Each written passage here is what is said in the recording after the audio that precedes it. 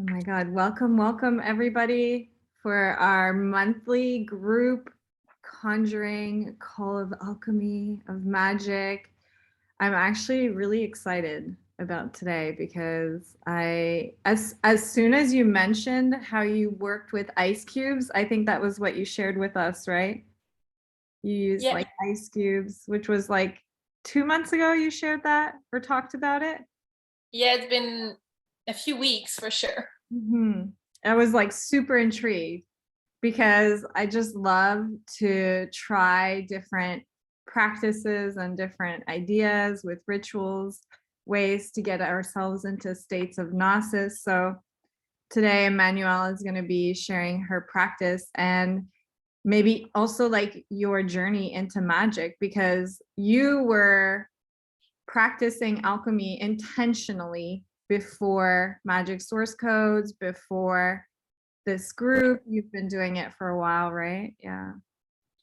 Yeah. So I'm excited too. And yeah, I started doing alchemy or magic. I mean, I've done it, I think, my whole life. My mom is pretty into that stuff. Your mom Um, was a witch? yeah, Like self-confessed, or you just yeah. realize that now, like after the No, fact? no, You knew. she knows. Yeah. Yeah, she knew Wow. when she's known for forever. She has some Yeah, pretty that's crazy so cool stories. that you were raised in like that environment. Yeah. Yeah, the first time I remember intentionally doing a ritual and seeing a result, I think I was 6 years old. So that's young. It's definitely young. My parents wanted to sell their house and they had a hard time, and I like did a little ball of energy and I just released it, and then it sold in like a week. And I remember that's the first time I remember doing magic and seeing a result like really fast, because when you're a child it has to be in your face for you to realize that something happened. Yeah. um and then I got into tarot a lot when I was around 10 years old. So that's more When I you're a feel like it's kid, more a it's almost teenager like you thing. have like enhanced and I feel like kids manifest things a lot easier as well, or like they have Yeah. very powerful creative energy behind them. Yeah. Yeah, and you don't think of it, you don't overthink it, you don't know that it's not normal. Like for me, my Yeah. mom was also in that, so it was, I think, almost easier. And then yeah, I got into tarot a lot when I was around 11, and for until I was maybe 16, 17. I feel like it's a very teenager thing to want to know what's going to happen and like woo. And then at some point you kind of go away But from that also and like the you, witchy goth, like that was a thing in the 90s. but I've never, Oh, like I look was at me. definitely that. Yeah. I was like the Barbie vibe. Yeah, that's true. I That can't really see you a goth.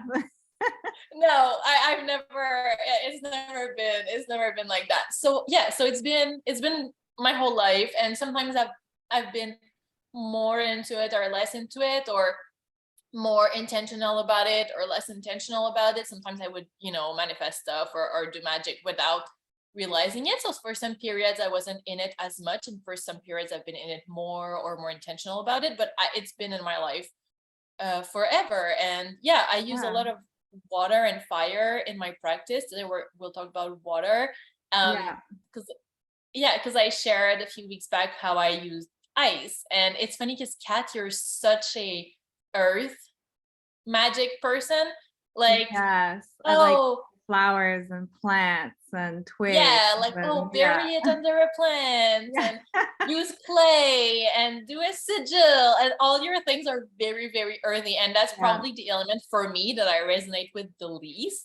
Oh, So I was like, really? oh, Yeah. okay, I'll try it. No, But for me, so it's wait, not. so this is interesting because like your magical element of sorts is not necessarily tied to like your element zodiacally, or that's, I don't know that that's a word, but like astrologically, because I know that I am typically like a fire sign in terms of Yeah, like, but also maybe in your chart you have like a lot of earth elsewhere. yeah. We don't So how did but you get like water? What is the tie between you and the element of water? Like how did that come about? I've just been more It's like innate. naturally. You just like drawn to it. Yeah. Yeah, naturally, like the rituals that I saw with water would draw me more, and I would make them, and my results would be more powerful. And I'm a water person. Like, I love to go to the sea. I love to be in water. I take a lot of baths. I go swimming. I Mhm. love, love, love being in water as well. So I just really like water. Um, So does in anyone on general, the call right now think that they or suspect they might be a water, like, or an earth? Because I guess we've never even explored it from this angle, right? You're right. I do use a lot of like earth and flowers and plants and soil in the rituals that I give you guys out or that I share with you guys. When we're talking about this, are you starting to like resonate with a certain element or go like, oh, I would like to just burn shit? Or I like burn shit. I flames. do Yeah, water I the do most, use but my fire as second one is well. fire. Yeah. And it's so funny because I'm such a like more impulse, and like I want things to go fast, and water and fire go with that. And I know I need to be more patient. So I'm like, I should try cat's earth stuff because that's gonna teach me patience. But But I think naturally, the that's not who point I is am. like do the thing that draws you in, because I think like more than anything, what we know is that the practice is like it puts you in those deep states of flow. So if you're working with an element that feels innate to you, that's just gonna be so much easier to achieve than something you don't resonate with, I think, you know? Yeah, but I think Yeah. we also have to try it. Like, I'm Yeah. willing to try it, you know, like Yeah. I did the Yeah. hypnosis with the True. breath, and breath is of You course won't know air, and until you try it. naturally. That's for sure. It's like Yeah, and food. You gotta naturally I'm try not it drawn to first. Yeah. air, and I tried the breathing, and it did work. I did manifest. So I was like, "Oh, well, that's fine." So even if like you're listening to me and you're thinking, "Oh, I'm not a water person," Yeah, try and it that's so out, funny and because I maybe it's gonna. literally gave you that advice. I was like, "Plant something," like, last Yes. week. And I was like, "Okay." Now it's, like, making sense. I'm like, "Oh, okay." So you gotta try it now anyways. There you Yeah, go. I got some Yeah. seeds and everything. I'm gonna try it. I'll try everything. But I know that naturally I'm attracted to water. And I feel like water is very tied to magic in the sense that it changes form really easily. It's really easy to see form, to see earth or water changing form. Like, it's in the air, it's steam, it's water, it's ice. So it's really a visual way to see it. It takes the shape of whatever you put it into. It gives life. Without water, we're all dead. And we know that we're like 70% water, but we don't see any water in Mm. ourselves. So it's also kind of, well, I know I have energy in myself, but I don't see it. Well, yeah, you also have like 70% of yourself is water, but you're not a liquid, right? So it, for me, it makes sense. It's like linked to all of that. Like, water is very linked to emotions as well. So I just see water as such a force of life. And it makes sense that magic would be linked to that. It's linked to all the elements, but for me, I really see the link with water a lot. Um, in my practice, water is, well, ruled by the moon, right? Like, the moon Mm. does the tides, all Tides, tides. yeah, So yeah, so water is affected which is by why the full moon a lot. moons affect us, right? Because we are made up of so much water. Exactly. So I do follow somehow the moon cycles in my practices, especially if I work with water. Um, because I know it has such an impact. I say somehow because it's not a life or death sentence. Like, if I need to do something that's outside of the current moon, whatever, I'll still do it, but I try to align. It's not that it's not going to work if I don't align with the moon cycle that is right now, but it kind of helps just make it stronger. It's like, oh, I want to make a fire outside, but it's raining today. It's going to be a little bit harder. So I just see it that way. Mm. It doesn't mean you can't do it. You can, but it's just going to be easier. So there's 4 phases in the moon. So the full moon, and then from the full moon to the new moon, and from the new moon, and then the new moon to the full moon.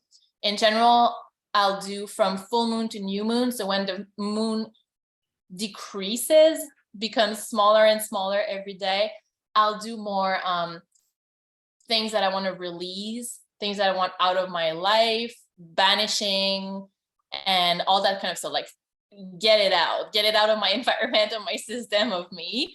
And then the opposite, when the moon is growing, then I'll do more attraction spells, everything that I want more in my life.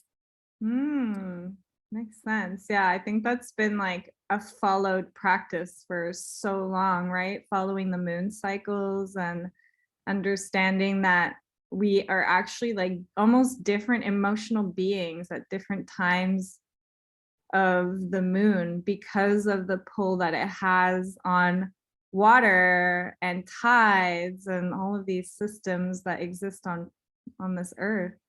It's even like the cycle of our menstrual period as women, Yeah. you know?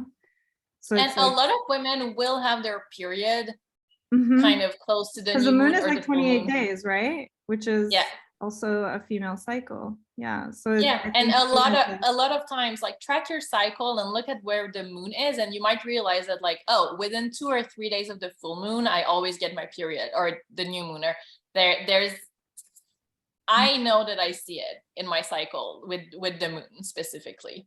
mhm. Yeah, so I think as like a female, it's probably even more powerful to test out like, and again, recording when you try your intentions, your conjurings, your spells with the moon cycles and seeing if it has an impact on your ability to set really powerful intentions and craft them for you for yourself, right?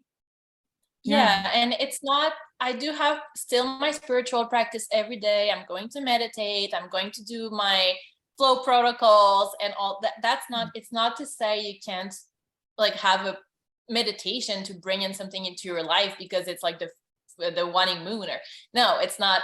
That's fine. But for rituals specifically, it's like 2 weeks in or out, right? Like usually we can wait like a week and just be in the next moon cycle if you see that Mm, it makes a difference. You don't have to. You can always do it when you want. It's not like nobody's going to come and get you. It does make it easier for me. I see the results are just a little amplified mm. when I do it that way.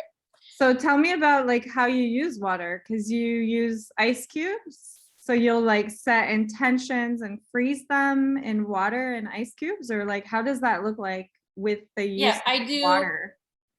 I do multiple things with water. So ice is one of my favorite and one of my personal more very powerful one.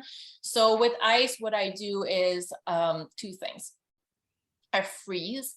So let's say there's someone, I have an example actually. So I had a very big problem with my ex where we had dogs together, and Mm. some one day decided, we were kind of like bringing them back and forth, and Split someday he custody. decided that like, Yeah. yeah, that like that was it, you're not gonna get the dogs ever. And of course the dogs were with him at that time, and it's not like, it's not that easy to just, it's not like a child, you don't go to the court.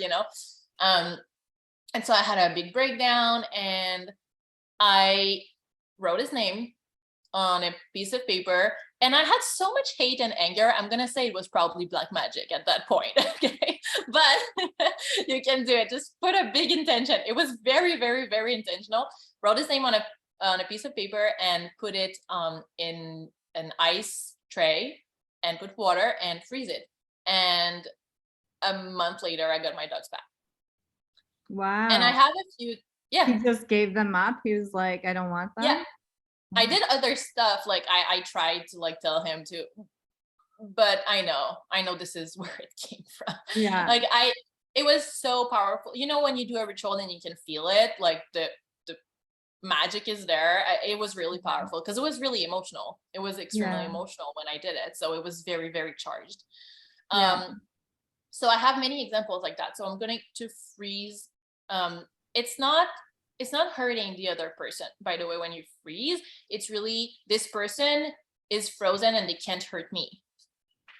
So it's not, it's okay. Now they're in what? They're in ice. They cannot move anymore. They cannot come to me. But Yeah. their life is not going to be like bad necessarily or anything like that. It's more like a protection for yourself. So you can freeze people or situations or anything that you just want to Yeah. be frozen.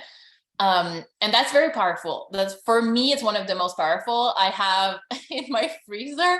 And I'm going to move and change countries, and I don't know what I'm You gonna have do because like trays I of can't ice cubes unfreeze of that. frozen X's. I cannot unfreeze them. I'm like, those people are there forever. Like, I don't know what I'm Imagine gonna if you do. like died suddenly and like people went through your house like clearing things. They're like, what What? are all these like frozen ice All cubes? these people throughout the years, remains? So, Um, I so would do in other on. words, don't piss off Emmanuelle, anyone in here, okay? You're gonna get put in an ice cube. You're gonna be in my freezer. So yeah, but you're saying it's like it's not to curse or hex the person. It's like, so that's the good thing is like even though you were still really angry and this situation is so like having your children or your dog or something you love taken away from you is like very triggering situation for any person. You were still able to do it more as like the intention of like they can't hurt me anymore and it will get solved. Like it's gonna get solved for me instead of Yeah, like and I if cursed you I to mean, like, like, there yeah. are ways to do it where it's gonna hurt the other person, but that's not what, But I I've think done as it we when I was know that like 16. backfires on you always in the long run. I don't think you Yeah, can and use we've all magic. done it when we were teenagers, but now we're more mature. Yeah. Yeah, I definitely believe it is a reflection of us. So a lot of the times when somebody sets us into deep red, that's why it's sometimes better to disengage from a conjuring altogether, because to have that willpower where you can be like, it's okay, like it's going to get solved. I'm just going to pause them and how they're hurting me, which is what you did, right? It takes a lot of like self mastery to do that. Typically people will like react in pain and hurt and curse people and set hexes and want to hurt other people. And then the entire focus goes on like creating pain to somebody else instead of like just using your skills to craft best case scenario. Best case, But which I is what you wasn't as did. chill as you're making it to be. Like, to be clear, Mm, like, if someone pisses you off, like, it wasn't. Now I tell it and I'm very chill. And there are some times where I've been like, okay, I'm just gonna yeah, freeze you. That's fine. That time honestly was really emotional. So I was really emotional. But I didn't have the intention of I did not have the intention of like hexing. But I yeah, did have the intention to say, you know what? Fuck you. You cannot hurt me. But that was it. yeah, Like, you cannot hurt me. That's where it yeah. ends. But that's a Yeah. lot of But it self was mastery as not, well. I did not have like good intentions towards a person. Like, after Yeah. that, if you suffer, I don't care, but I'm not causing it. Yeah, and I think that that's like too much of an ask as well sometimes to find like depending on what's been done, like to find like well intentions for someone that's really really like causing pain and suffering and hurting you. But it does take a lot of self mastery to do what you did, which was like your focus was like fuck you, like it's done and I'm Yeah. going to get like, instead of like I'm gonna poke pins in your eyeballs so that you lose your legs or something like that, you know. Yeah. Yeah, which is what we don't want to do to people, because Yeah. So then for it's me, just it's like kind it of reflects to us. Yeah, the max where I go. Where I yeah, go is, okay, I'm protecting myself. You're frozen. You cannot hurt I me. love that. But then what it really does psychologically, oh that's not a word either, psychologically, is like if you really think about it, how you set the intention, even though there's like this, and you're right, like anger is a very powerful creative energy, because if you think about it, it's like deep red, so it has a lot of that chaos force behind it, which is very powerful. But as you're going through this ritual, the intent that you're saying like I freeze this, you can't hurt me anymore, I'm going to get what I want, like psychologically, oh my god, psychologically it's like you're enchanting that for yourself, and you then start to behave and act as if it's done, like it's solved. And I'm sure you did other rituals to foster that deeper belief of like it's going to get No. done. No, that was it. You Yeah. did. Yeah. But it was Wow. powerful. I could feel it while I Yeah. was doing it, that like it was happening. And that's the key, that we're able to like literally enchant belief in ourselves, because your behaviors and your actions all shifted and changed because within you, you held this like cheeky understanding that you've frozen him in a freezer. And like, and like, you Sometimes know I what open that my does, freezer and I'm you like, trust your power, you trust your magic.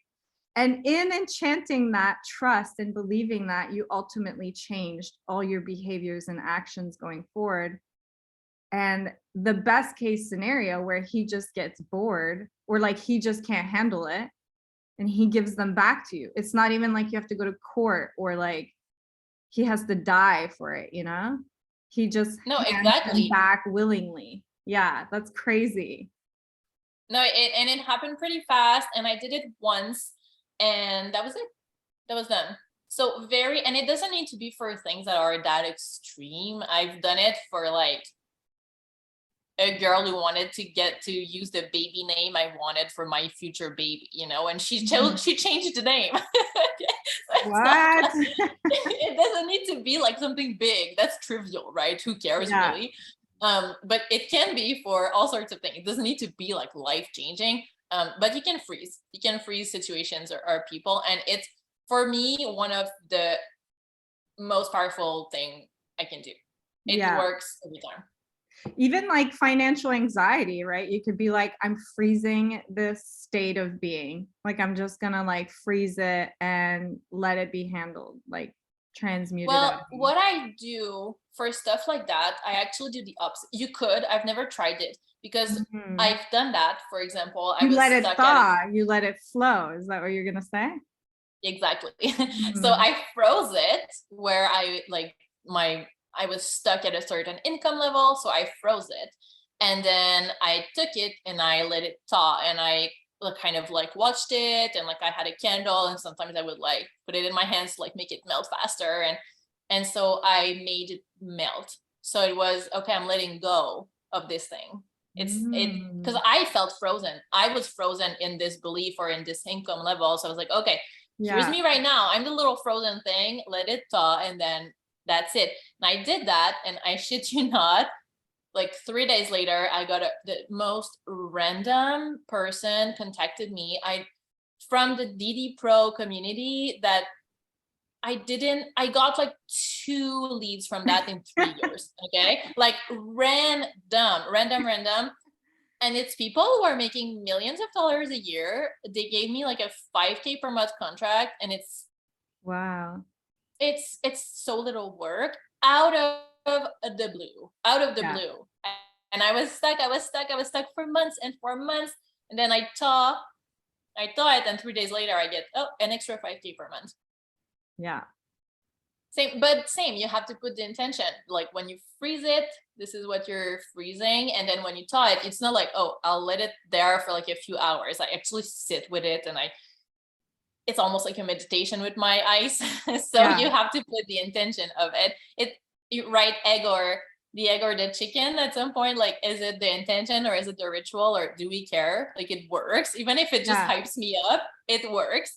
Yeah. So when I feel stuck, I thaw the Mhm. thing. Letting it flow. That makes so much sense.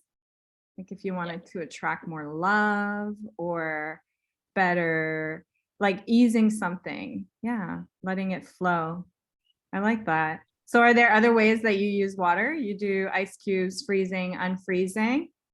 Yeah, so those are some of my favorite, to be honest, like because the results are usually fast and strong, Mhm. but it's like I don't do it every week, right? Like it's kind of when you have that strong thing, I feel like if you overuse it, it's going to not be as potent. Mhm. So I don't do it always. It's more like for big things Mhm. or or medium things, whatever. But I don't do it every week for sure. I just feel like it's my superpower. I don't want to go too deep into it. So I have a lot of other things I do with water. One of them is actually just also when you say you bury cat, like, oh, I'll write it and then I'll bury it and like it's over, like it's buried, it's not there.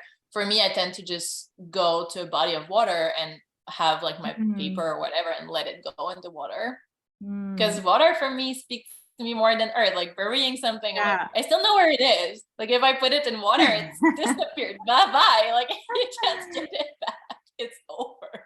It's Yeah. over. So You I could love like going to, dissolve things as well. Yeah. You could use like water for like, you know how people charge water under full moons? yes, exactly. So yeah, I let go of things. And one time I didn't have a body of water near me at all. Like I couldn't go to the sea or like the river. And I wanted to like release something like right away because it was the full moon and it's like a really good moment Mm. to release something when it's the full moon. So I wrote it on the paper and I flushed it in the toilet. Okay. It's not fancy. Like, I'm Yeah. sorry, it's not fancy, but it But worked. I it's had a still back the pain and like, it it's disappeared. done. Yeah. Like flush, done. Bye Hence bye. Like you're water. outside of my life. Yeah. Mhm. And it worked. I had a back pain and it disappeared. Like as we're talking about this, I'm trying to think of like what air elements would be, like the rituals for elements, what you would do around that. Because I get fire. I feel like I use that a lot as well. And I'm definitely I like water in the sense that I love the ocean. It's a deep state of play for me. So I think if I could incorporate rituals with the ocean, I would be able to like I think it would work. Yeah, it's something that I'm definitely like keen to try out. Even like going out on a paddle board, I'm thinking, and doing a ritual on the paddle board, like setting an intention, Surrounded by water. surrounded like on the top of water, would be so cool. I remember I had a therapist once tell me my throat chakra was clogged and I should find salt water and just like scream in it. And Mm. yeah, so I did that in the ocean and yeah, I mean, it was pretty fun. It helped. Well, I love doing rituals near or on or in water Mm. because for me, my belief is that water is closer to the other world than anywhere else that we can be. It's almost, when you say, oh, go in a dark room, you don't want to see your environment. Well, being in water is a very different environment.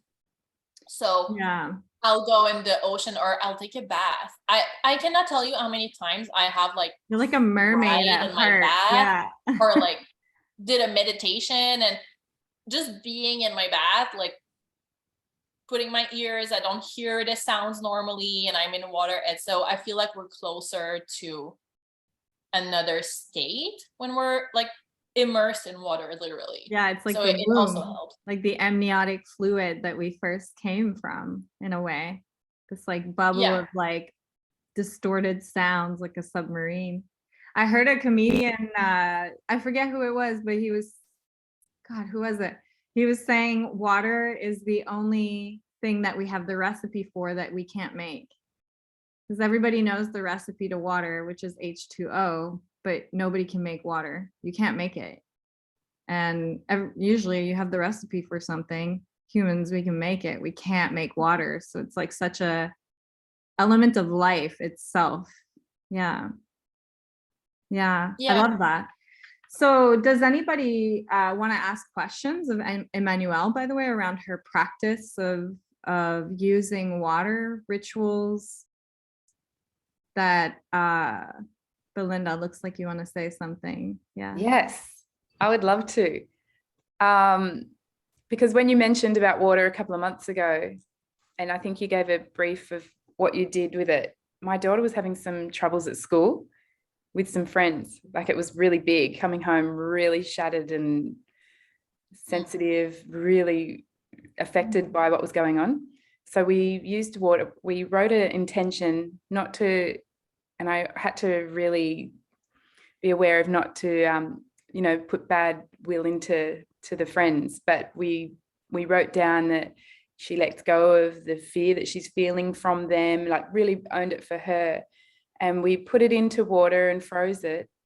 But I didn't know what to do after that. So we ended up taking it out of it was in a jar actually of water, and we took it out of the freezer and it ended up thawing. So, but you've just kind of gone through that you can let go, like it's okay to thaw it out. You can, yeah, you can. So it depends, right? So sometimes I will freeze something specifically to thaw it, to let it go.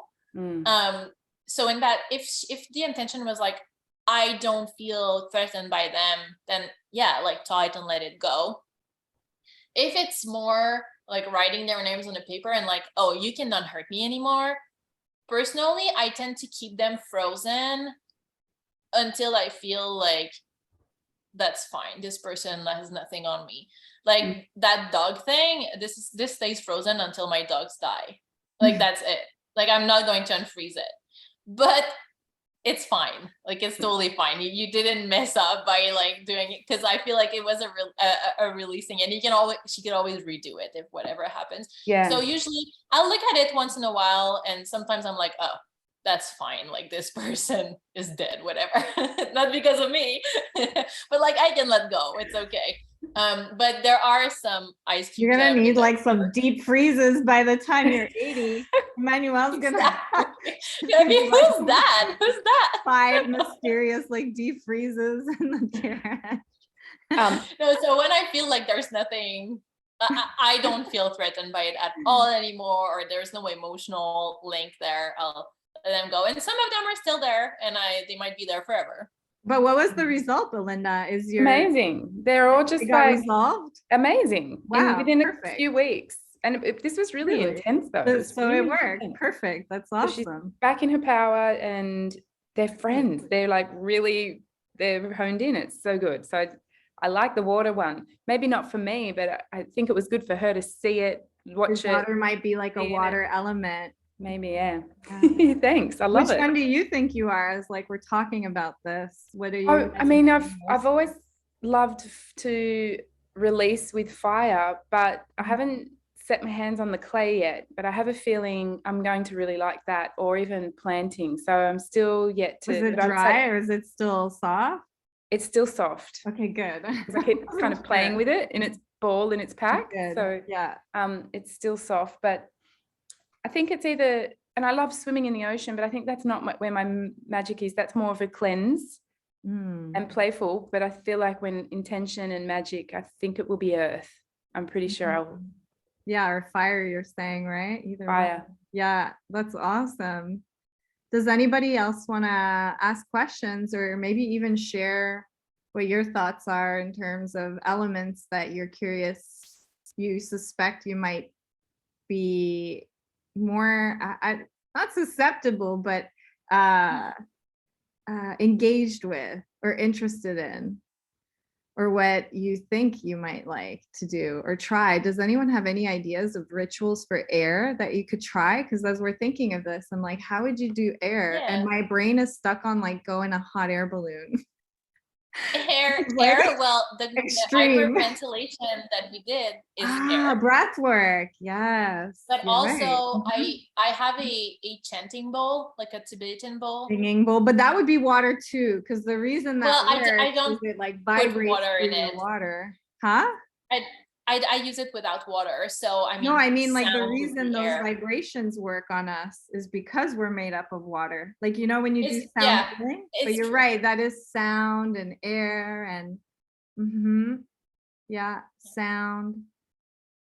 Yeah, so there's so many, like what a curious topic that we just like uncovered that we hadn't even really discussed before, this idea that there's like elemental ties or attractions that we have to various elements. And I think like this goes back to the main point that your practice is really going to be something so unique to yourself. And it's so important to just test things out. And I think that's the only way you're going to really know what really works and resonates with you. And this, yeah, using water is really big for a lot of people. I know that that's going to be a huge element, and it's such a easy like element to work with. It's just everywhere, everywhere. Yeah, Water. I mean, yeah. we drink water all the time. I know people who each time they drink water, they charge the water with an intention. Yeah. We clean ourselves, we cleanse ourselves physically with water, but it's also you know, when you like feel like the whole world is against you, you hate everyone hates you, just go take a shower and you feel better. Like you cleanse more than your body. Yeah, maybe there's a reason it's like the baptism takes place in water as well, the cleansing of the soul, rebirth. Yeah, all these symbolisms of water. I'm thinking in my head, like even charging like an intention with full moon, water under the full moon, because it's just something that I know I could enchant myself with, because I've always like believed there was I used to bartend and be a stripper for many years, and I noticed 100% a different in people's behaviors on full moon.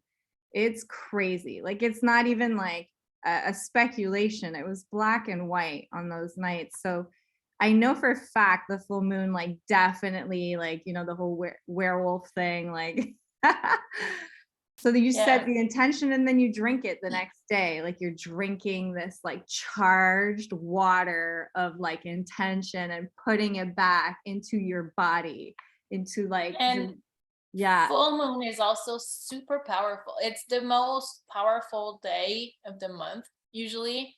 It's specifically for releasing.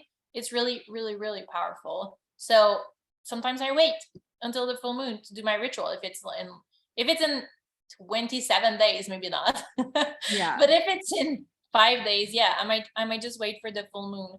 And also, side note, for I don't know what days you are, guys, in the other part of the world, but today is the equinox. It's also super powerful if you want to make a ritual today. It's a really powerful day in the year as well. Yeah. I usually do rituals on, you know, equinox and solstice, and specifically for me, the summer equinox, I've always done something, and it usually comes to me. Wow. Are you like, do you do the astrology charts as well? Is that something that you're into? No, just more the moon cycles and the Yeah. seasons and stuff. Yeah. I'm interested in astrology, but I honestly don't really know it or follow it. I've had people look at my chart and I felt like it was pretty spot on. Yeah.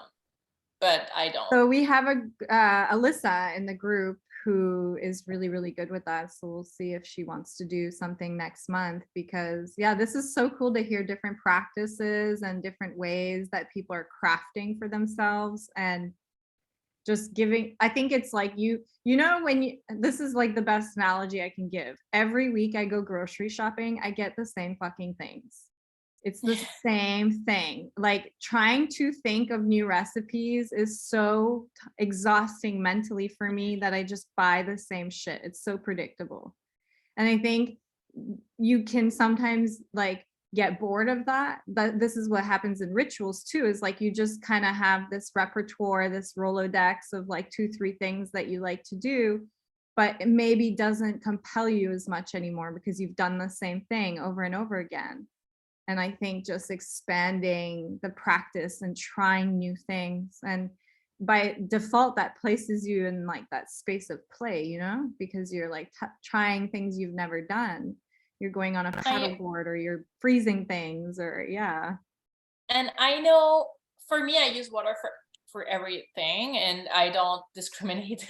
But I also know some people who kind of will use the element that is linked to their problem. So if it's like a money problem, they'll do something more earthy. If it's like relationship, they'll go to water.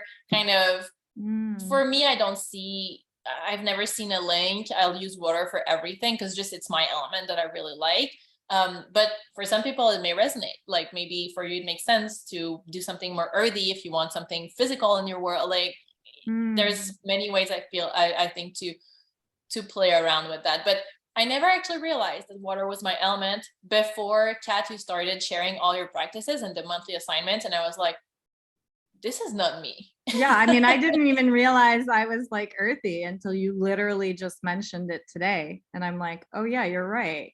That I am very like earthy with seeds and all that shit.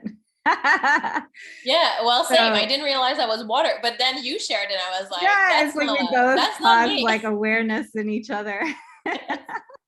Exactly. That's why it's really cool, because I don't think we saw this angle at all. Like leading up to this call, we were like, you're just going to share rituals on water, but we've really discovered like this kind of other layer of it. Like, oh, elements. We seem to be attracted to elements, and different like we're all going to have different responses to different elements. So we should definitely explore that angle and see which element fosters deeper states of gnosis and belief, where it's like you go into flow. That's the point of it.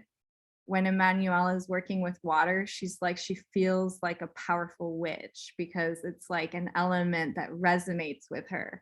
When I'm planting seeds, I feel like, you know, this powerful creator, but that's not the same for her. Like what resonates for me isn't necessarily what resonates for her. So yeah, what a cool call. What a cool share. Thank you so much for like sharing. And Belinda, it's so cool to hear like you actually tried this and yeah, experienced results from it. So this might be next month's assignment. We might have it inspired by Emmanuelle's practice of water, testing out like different elements and water specifically. Yeah. Kat, I was just thinking about air, and if I could quickly share, I had a shaman experience a few years ago who I would tune in with and tap into, but we would do phone journeys. So he was in Western Australia and I'm in the East, and we would do phone journeys, and I would do some serious visualization, imagination to really release some things. I wonder if that's air element. Like visualization, astral planes. Yeah. Would that be air? Yeah, maybe. Yeah. I think I anything feel like can be it, right? anything. Because air is the intellect. Yeah. Yeah. So, yeah. And maybe. Deb, I saw your comment too. You used a glass of water to collect bad energy. I love that. Where did you get that idea from? Was that just something that felt intuitive, or it's based off something? I heard it somewhere and I tried it. And so I was doing a live presentation like typically once or twice a week. And it just felt like when I did it, it kept negative energy at bay, because when you're in front of a group of people, the energy can sort of group thing can affect the energy. And I can't say that it did a lot, but it just felt different when I did it. So I would just have a glass of water, put it at the back of the room, and then after I was done, pour it out over the plants. My goodness. Outside, not my plants. So the building's plants. At least you didn't drink it. No, you don't drink it. So yeah, it, I don't know. Did it work? I don't know, but it seemed to make a difference enough to do it consistently. Yeah. And that's the big, like, you know, that's the big reveal, I think, is that just by placing the glass of water, you don't really even need to have that much belief in the moon being able to charge things. It's like the very fact that you just put it out for the moon to do that indicates that you've bought in at some level of action and behavior. And it's very powerful when you're doing that. And I think that's the main point, is like, we are so freaking powerful. And when we are like, I'm going to put a glass of water down that absorbs bad energy, literally that becomes our experience of reality. But right. Again, it's like so hard to measure. You're like, did it work? Did it not? Who knows? Like, was it just more better people that came in, or was it that you perceived it differently?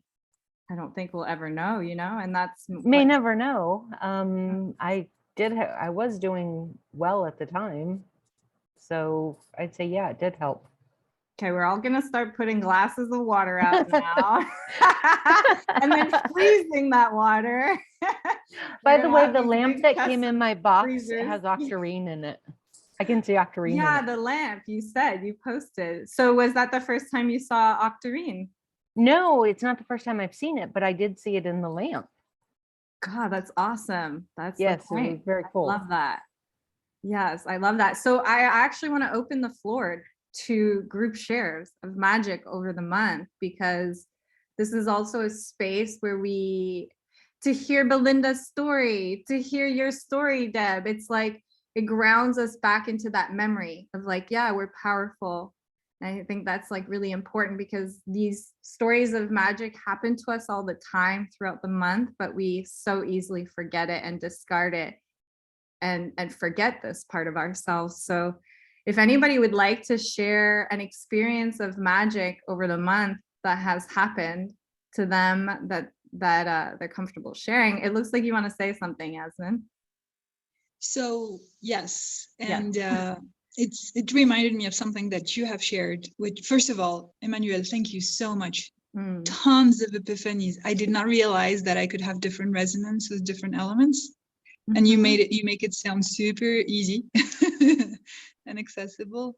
And I took notes about comparing with moon cycle, menstrual cycle, and I loved the tips with attraction and repelling conjurings with moon cycles. It's super cool.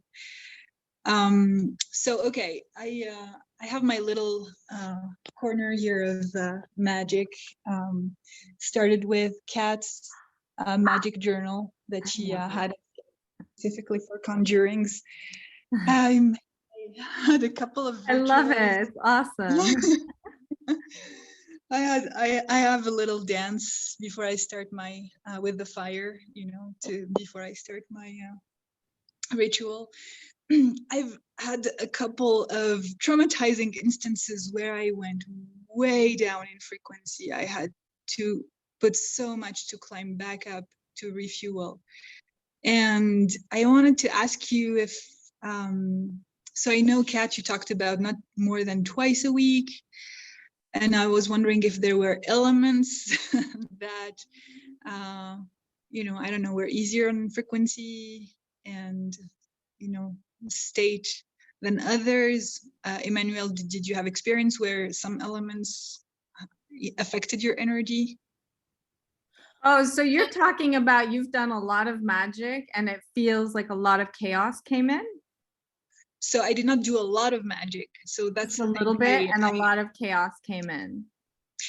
Internally, yeah. And then obviously there were some obviously effects on how I show up in the world, right? But it took like a few days for me to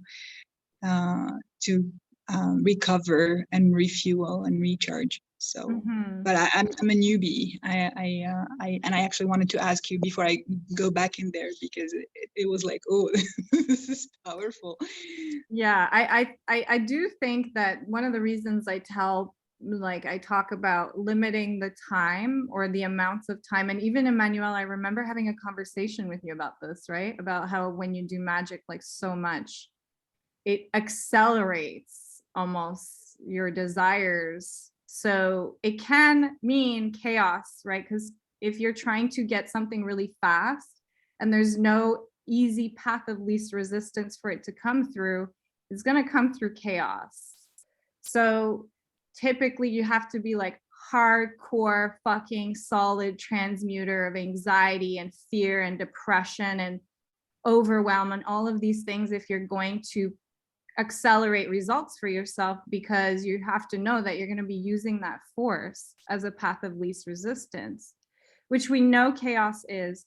And I think the cool thing is, like you just said, it took you a few days. So that's a big celebration, is like you had this deeply unsettling thing and you brought yourself back in a few days. Like, I just want to remind you, a lot of people sometimes don't even come back from those kinds of experiences, or it takes them weeks.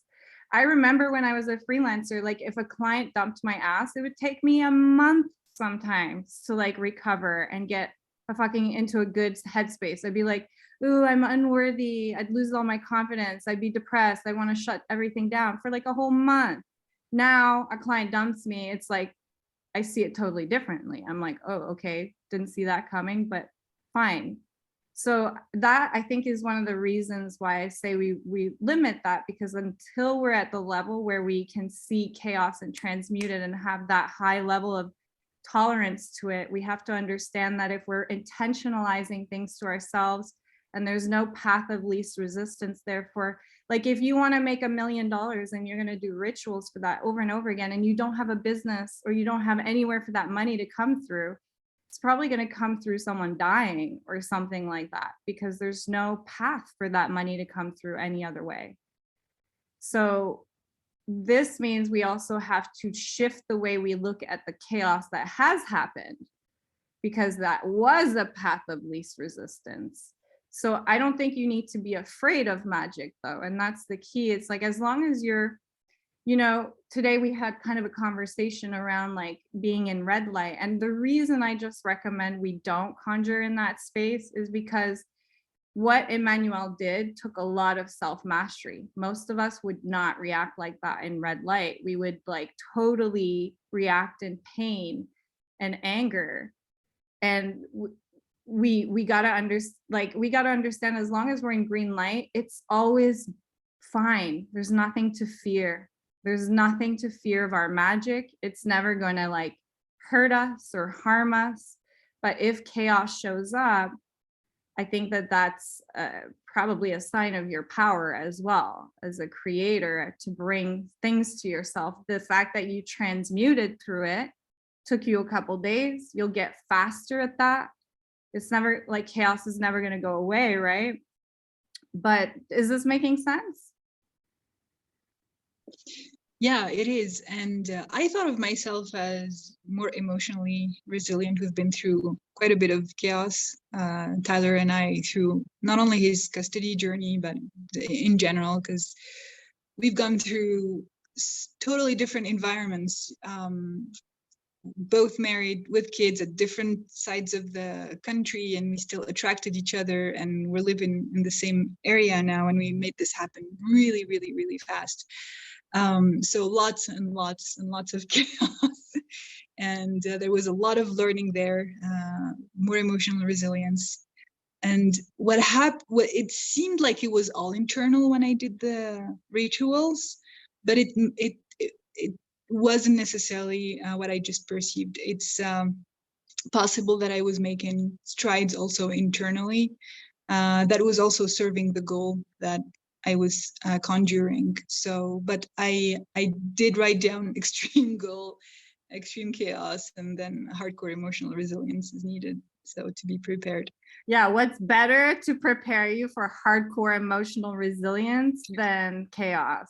Literally, it's the best tool to foster that. But And I think you guys have created so much magic. Like you guys got the kids back, and you literally told me that was super uncommon and really rare. And like that happened 4 months ago, if that, right? So 4 or 5 months ago. So you just keep calibrating to that. Keep reminding yourself like, oh, we've not only did we attract each other, we have created this life. We did something that was told to us would be impossible. Like we are powerful. And yes, one of the asks of working with magic in this way is that we have to be able to really see through the chaos, beyond the chaos that's showing up in our lives, and that's really difficult for people to do. And I think that this is why alchemy is not going to be for everyone, because it requires like such bittersweet, radical responsibility to know that like, fuck, this thing is here because it's helping me remember myself. It's helping me align myself to my true creative core, where I really want to be. It's a path of least resistance. And yeah, sometimes you got to fucking lose someone you really love to calibrate to what you always wanted, unfortunately. But what we have observed is that the people that are unable to see past the chaos, that are unable to see how it served them, they're the ones that suffer forever. It's the people that are able to turn that perspective of what happened around that become the leaders, the billionaires, the innovators, that thrive, that create dharmic circuits that break that red light circuit that they were exposed to themselves, you know, like hops of consciousness, catalysts for all. So your perspective is really, really the key. And I think, yeah, just calibrate back to like knowing magic is not going to hurt you. You don't have to be afraid of your power, because when you experience something like that, it's normal to then go like, fuck, I'm scared of this power I have within myself. Just follow red light, green light. As long as you're in green light when you're doing your magic, it's going to be fine. Limit the time. Don't force yourself. Do it when it feels good. Like when it feels like a compulsion, then do it, you know? And as long as you're in green light, just remember you don't have to fear your magic. If chaos has showed up in your life, just focus on transmuting it. shifting your perspective, seeing beyond it, use your lamp, use the tools that you know help you to, because what we know about reality is that your perspective, your belief of it, your idea of it is literally where you will experience it. It doesn't matter if it's true or right or wrong or factual or bullshit. That will be your truth, period. So that's the work of the alchemist, is you gotta like, even when the world is blowing up in your face, and you did it in 2 days, and that's probably because you had resilience from previous experiences, because again, that's kind of something you should be proud of. I know that sucks when you're going through it, and 2 days when you're like in a deep dark place feels like an eternity and it drains you of life. I know that. But that's still fucking amazing, because it took me 3 years to do that. When I encountered it not so long ago. So you gotta like keep going back to that space, and then you'll find this thing you'll soon look back on and go, oh shit, that was like literally there to give me that. I see it now, Yeah. And then you find the more you transmute that, it's like the less of it. Would you say it's a fair comment that you are experiencing less chaos in your life than maybe in the past you had been? It doesn't affect me the same. Mm-hmm. I love that. I feel Perfect. more invincible. It's like, I wonder what this has in store for me. Yeah. And I think that this is key, is like understanding it'll never go away, because it is a powerful force of creation. And because we're fantastic storytellers, we're always going to love using chaos, just like we love having dogs as pets, It's like intrinsic to us humans. It never goes away, and we wouldn't want it to, but we can change the way we react to it. We can change the way that it dictates our level of suffering or well-being, or like the rest of our lives. And ironically, it's when we accept it like that suddenly we don't need it as a creative force as much. We don't attract it as much. We don't experience it as much. So we minimize the chaos because we go back into our creative cores, and we are creative beings, meaning we don't need that force of chaos. We don't actually need it, but we do like to use it. It's very fucking powerful. It's very effective, and it's so prevalent in the duality of life that we can't control all the forces outside of ourselves. So when we're seeking expression and growth and transformation in life, yeah, we sometimes take the protagonist through a little bit of a trial and error process to help us build the chops that we need to in order to remember ourselves, to honor our creative cores. Because the truth is, most people they know what they want, but they'll never face that unknown like we talked about yesterday. They'll never step off that ledge because it's too scary. But hey, when your boss dumps your ass, chaos, it's a very fucking effective way to do the thing you always talked about doing, no? Ironically. And like, ironically, most of us can definitely relate in terms of the biggest shifts and transformations in our lives coming on the back of something that wasn't maybe planned for. So yeah, I think, but does anybody want to share or add? Because I know you opened that question to Emmanuelle and others in the group. Because I know some of you guys have experienced this, of doing a lot of magic in the early days and feeling like this, like, whoa, okay, I need to back out a bit, slow down. Well, Yasmin, because there's a chaos that can come from the magic, but were you saying that we're like physically, energetically, like you felt low energy? Did I understand that? That's correct, yes. Okay. Yeah, so what did you do?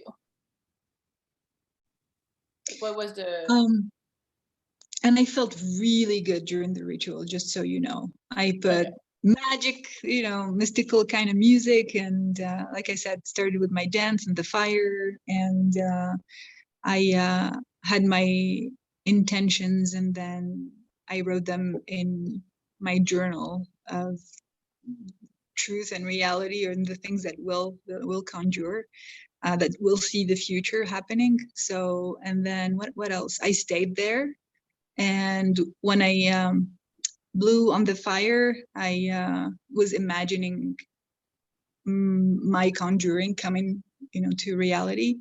I was seeing all the flames, going up there. That's mainly what I did, and it was fine. And then, in the following days, there was a huge dip energetically. Oh yeah. Okay. Did just the dip was like you energetically, or something happened as well? Mostly me. Oh, Okay, so no outside chaos really. No outside chaos. No. I can see some events that accelerated, things that I've conjured. I had no idea what I was actually conjuring in the details. I was just conjuring a state and a kind of a goal. But the chaos I was talking about is internal, mostly. Yeah. Okay. Because for me, I've never felt low energy during a ritual. So I was like, I don't know what to say to that, because I usually feel on top of the world while I do it. So that's fine. I think you felt good when you were doing it. So it's happened to me sometimes that I felt tired after rituals, especially in the beginning of flow protocols, magic, Starseed, all of that, because they were new rituals and they were not things necessarily that I know. It was the first time I was doing it. It was a new element that I had never really worked with. And it was a big ask. I made a big ask, and then I felt low energy. And then maybe 2 weeks after, 3 weeks after, I had the chaos come, like my employees quit and all of that quit. So I felt after it like, oh, I think I was low energy because I made a really big ask. I think that's kind of what happened. And it worked. Like, so it might be a sign that it's working. But I was a little concerned that you were saying you felt low energy while doing the ritual, because that would be like a red light. I would not do it if I felt like during the ritual that I feel low energy. But it's happened to me before where I feel low energy after a ritual, and like things, and it's fine. Usually it's actually because things are moving. And I will say I've been practicing a little bit more since I jumped back in with Kat, because I was kind of away from it for a little while. And it's not as bad. I feel it's like, first time you go back to the gym is a little harder. So I feel like right now what I'm doing, is it because what I'm doing is not as hard? Maybe, but I also feel like just being in the practice of it. And if it can help you, if you feel like it can help you, I do protect my energy a little bit. So I will maybe cleanse my space, or after a ritual, I'll usually like wash my hands, just go and wash my hands like it's okay, that's the end of it, kind of close the portal if you want, or whatever you want to call it, like, okay, like the magic time is over, like back to my life. It does help me make this distinction. But it's probably more, I don't believe that this is magic. I think this is more in my head to like cut it, but maybe it can help you. Yeah, cut the cord. So in the flow protocols, I actually talk about how there's deep moments of recovery that are going to happen. Rest and recovery. And if you think about it, it makes a lot of sense, because you've just engaged your creative core in the ultimate form of creation. There's a lot of energy required for that. And so what follows like a period of manic exertion of energy, it's always rest. If you look at nature, everything follows that cycle. And I observe that a lot in the flow protocols, where when you guys are just coming into your greens, a lot of you guys will start to introvert and go like within, and just like you go missing for a week or two, you just disappear. And it's like a really normal cycle that I observe with you guys, where it's just like so much transformation has happened that you just need to like take a breath and relax, and you can't, you're unproductive for like a week or two. And so I think that that's probably a really normal sign of that. And again, if it's like, just start to notice that, record that in your grimoire. Like, it took me 2 days to recover from this. Space it out a bit more, see how it happens. But yeah, I would say, like Emmanuelle says, that's probably a really positive sign, because that's a sign that you did, like you were just dancing. It's not like you danced for 5 hours, but that you would experience this kind of like, this is what, by the way, red light does to us, right? When we're depressed, it literally like exhausts the system, because it's such a high like intentional frequency on the nervous system, that it makes you so tired to be sad, lethargic, you can't even be asked doing anything. So it's the same with creation. It's like a very, you just turned on your generator, you had it running like full speed. And that's probably a really good sign that you had that recovery phase. And as you said, it's like you're starting to see some of it already, right? So crazy. So you start to record this and then go, okay, yeah, maybe it takes me 2 days. So in the future, when I do a ritual, I'm going to do it so it's over the weekend, or when the children are not with us, or so that I know that I just go to the sauna the next day and I don't have anything on my calendar. And you can start to like prepare for this recovery phase, or understand the cycle within yourself a bit more. But I wouldn't be afraid of that as a sign of like, oh, it didn't work, or it should be avoided. I would say that that's probably a very positive sign, because it shows that you were like, you really had this generator on and running so much that your body was like, I need a break, like just shut me off for 2 days, you know? Thank you so much for normalizing this. And yeah, I have a different outlook. Thank you. Thank you, Emmanuelle. Yeah, what a cool call. I love these calls. Oh my goodness. Yeah. So we'll be growing the tribe soon as well, with some new members joining us, the Coven. And actually, one thing that I wanted to talk to you guys before we wrap today's call is, so with these in-person events, there's just been an idea scratching at my head for a while. And I think I was too nervous to fully like embody that, because it was the same like stupid logic in my head why I was initially nervous to like own magic. But I think what I really want to go with these in-person events is like advanced forms of trance and gnosis. So like Tantra, Wim Hof breath work, and hallucinogens like psychedelic plant medicine. And I just, yeah, that's what I've realized. Is like, I really want to do like advanced altered states of consciousness using plant medicine.